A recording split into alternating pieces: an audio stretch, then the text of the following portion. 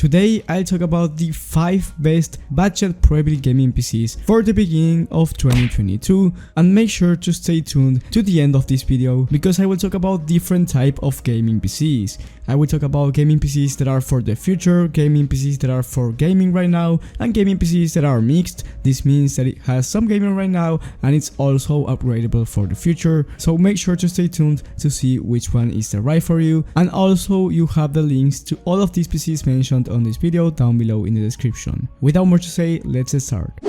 With the first gaming PC, we have the cheapest one on the list, but also it's for gaming right now. This PC doesn't have a lot of upgradability in the future, so if you want to change the case or the motherboard, you can't do it with this PC. You will have to buy a new motherboard, a new case and a new power supply, but you can take out important parts like the GPU, CPU, RAM and storage. And if you don't know what I'm talking about because you're new to gaming PCs, don't worry about this. I will explain what this PC is capable of running and which settings and which resolution as well. And I'm talking about the HP Pavilion gaming desktop at $550. I will quickly talk about the specifications about this PC, but if you don't know anything about PCs, don't worry about this part, just skip it. This one has the AMD Ryzen 3 5300G. For the GPU you have the RX 5500. You get 8 gigs of RAM on dual channel. This means that it has 2 sticks of 4 gigs and you also get 256 gigs of SSD. Now the total price will be $550. If that's your budget,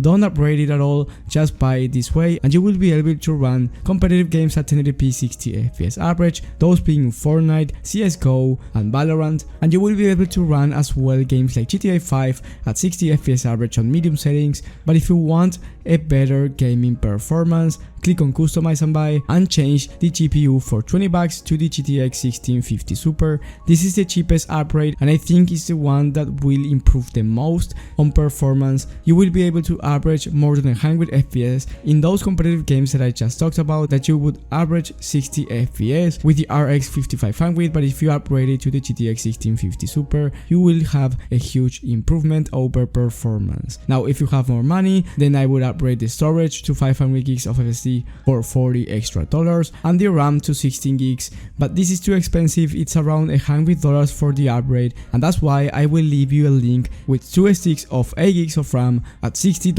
so you will be saving around $40 for the same RAM, but you will have to put it by yourself, which is pretty easy. You can learn it in any YouTube video. So this PC is for beginners. If you're just starting with gaming PCs, I think this one is actually pretty good for the price that it offers, but once again, if you're searching for a gaming PC that's for the future, then you may want to go with another Prebuilt PC. With the next PC, we have a for the future gaming desktop. This one is the ABH PC Qbox series gaming desktop. It has the AMD Ryzen 5 5600G for the CPU and GPU because it has AMD Ryzen integrated graphics. You also get a liquid cooler for the CPU, which is nice to see for those CPU temps. You also get 8 gigs of RAM, but this time it's on dual channel and that's something that I will talk about in a second. And you get 500 gigs of SSD as well. Now, do I recommend buying this gaming PC or do I recommend building it by yourself? Well, for this exact gaming desktop, I would build it by myself. Now, I've made a video about it that you can go and watch in the top right of the screen,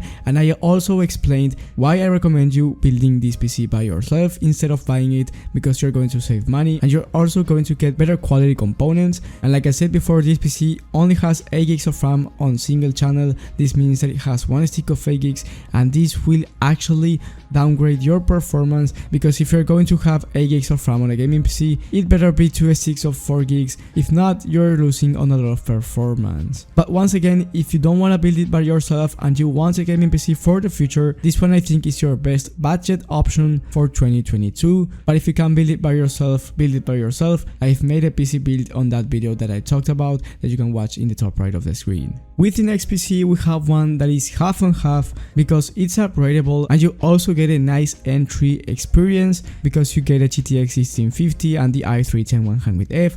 Now, this is not the best gaming PC for performance that you can get right now, but considering that you can upgrade it in the future, it's not the worst deal, and that's why I put it on this list. Once again, you get the 8 gigs of RAM. I don't know if it's 1 stick or 2 sticks of RAM, but on the Amazon picture it shows that it has 2, so that's something nice. And you also get good airflow because this case has a front mesh panel and also 2 RGB fans, so this is not the worst deal. Now it's $900 and it's a little bit more expensive than it should be. If I had $900, my honest recommendation is for you to save an extra $100 because you can get a way better PC that I will talk about in this video. But consider this option if you can't go above $900 and you want a gaming PC for the future where you want to change the GPU, CPU or whatever you want to change, and you also get a nice experience right now at 1080p. You will be able to average around 100 FPS in games like Fortnite and CSGO, and you will also be able to play games like GTA 5 at 1080p 60 FPS on average,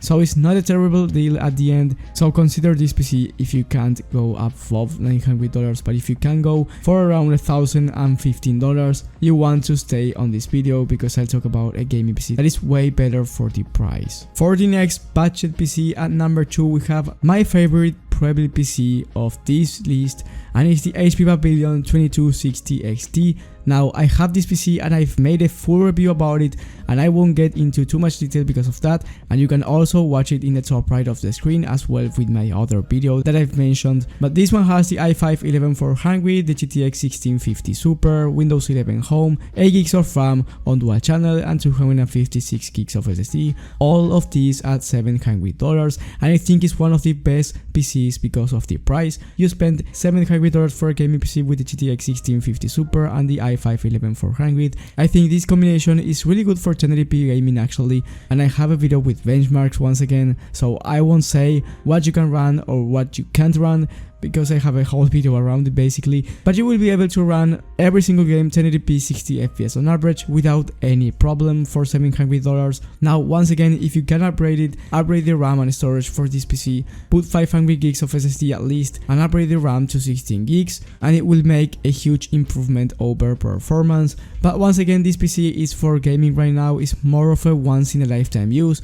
This PC is not meant to be upgraded in a future with better components. If you wanna do that, once again, you can take out the parts like the GPU, CPU, RAM and storage, but you will have to buy a new power supply, a new case and a new motherboard, so keep that in mind if you want a PC for the future. But if you want a PC for right now, I think this one is your best budget option if you can't go above $1,000. And with the best PC on the list, it's $1,014. I know it's a little bit more expensive than every other PC, but you're getting really good components for the price. You're getting the i5 11400F, 8 gigs of RAM on single channel, which is the only downside for this PC, but here you get the RTX 2060 and 500 gigs of SSD, and believe me that the RTX 2060 is really expensive right now, and you won't be able to build this PC by yourself for the same price, not even close, and you also get a front mesh panel, so the airflow overall for this PC is not that bad. The only downsides, like I said before, is the 1 stick of RAM and the CPU cooler. Of course, you don't need a really good CPU cooler for the i5 11400F, but maybe a better CPU air cooler will get the job done with this PC, but it's not completely necessary since you get the i5 11400F. You also get a mouse and a keyboard, and that's something to keep in mind if you don't have one and you're waiting to get more money, and you will be able to run every single game at 1080p